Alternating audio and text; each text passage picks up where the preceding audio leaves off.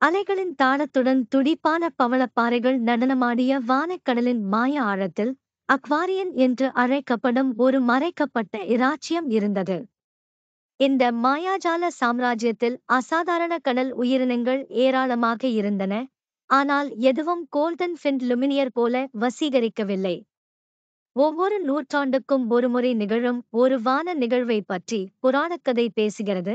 அங்கு நிலவொளியும் அலைகளும் ஒரு மீனுக்கு கதிரியக்க தங்க ஒளியுடன் ஆசீர்வதிக்க சீரமைத்தன.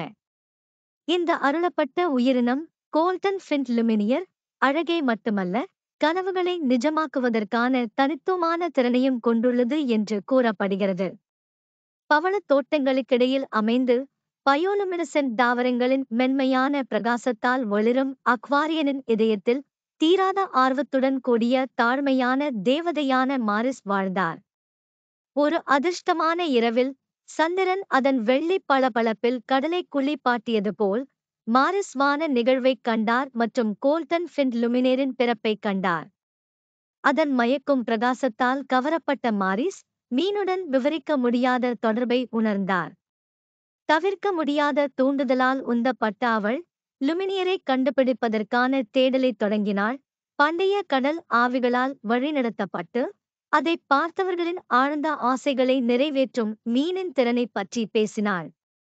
மாரிஸ் அக்வாரியனின் அழகிய நிலப்பரப்புகளின் வழியாக கம்பீரமான கடல் டிராகன்கள் மற்றும் விளையாட்டுத்தனமான மெர்ஃபோக்கை எதிர்கொண்ட போது கோல்டன் ஃபின் லுமினியர் கனவுகளை நனவாக்கும் சக்தியை கொண்டிருப்பதைக் கண்டுபிடித்தார்.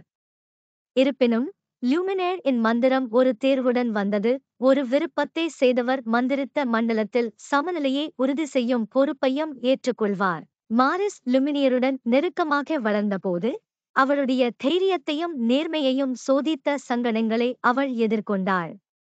ஒரு காலத்தில் அழகான சாம்ராஜ்யம் அதன் குடிமக்களின் ஆசைகள் பெருகிய முறையில் விசித்திரமாகவும் சமநிலையற்றதாகவும் மாறியதால் அதன் பொலிவை இழக்கத் தொடங்கியது. கோல்டன் ஃபின் லுமினியரின் உண்மையான மந்திரம் விருப்பங்களை வழங்குவதில் மட்டுமல்ல, நல்லிணக்கம் மற்றும் தன்னலமற்ற தன்மையின் முக்கியத்துவத்தை கற்பிப்பதில் உள்ளது என்பதை மாரிஸ் உணர்ந்தார். ஒரு உச்சக்கட்ட தருணத்தில் மாரிஸ் அக்வாரியனில் சமநிலையை மீட்டெடுக்க ஒரு தன்னலமற்ற விருப்பத்தை செய்தார்.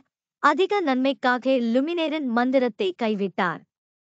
அவள் செய்ததைப் போலவே ஒரு காலத்தில் தங்க மீன் இரவு வானில் ஒரு விண்மீன் கூட்டமாக மாறியது. அதன் கதிரியக்க ஒளி எப்போதும் மாரிஸ் மேற்கொண்ட மயக்கும் பயணத்தின் அடையாளமாக இருந்தது. என்சாண்டட் ராஜ்யம் என்பது தலைமுறைகளாக கடத்தப்பட்ட ஒரு கதையாக மாறியது. உண்மையான அழகும் மந்திரமும் வழங்கப்பட்ட விருப்பங்களிலிருந்து அல்ல, மாறாக இணக்கமான இருப்பை தேடுவதில் செய்யப்பட்ட தேர்வுகளிலிருந்து வந்தவை என்பதை நினைவூட்டுகிறது. இரவு வானத்தில் கோல்டன் ஃபின் லுமினியர் விண்மீன் கூட்டம் கடலின் மாயாஜால மண்டலத்தில் ஆசை மற்றும் பொறுப்புக்கு இடையில் சமநிலையை தேட கனவு காண்பவர்களை தூண்டியது.